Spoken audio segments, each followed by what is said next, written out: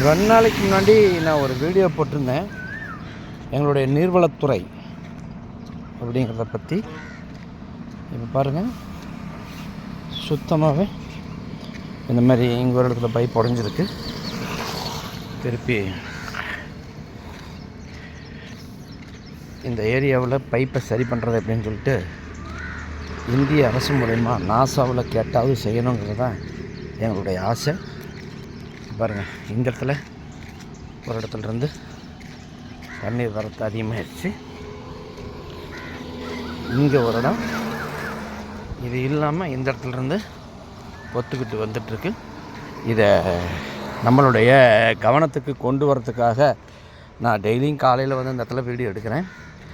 பார்த்திங்கன்னா இங்கே தான் சரி பண்ணாங்க.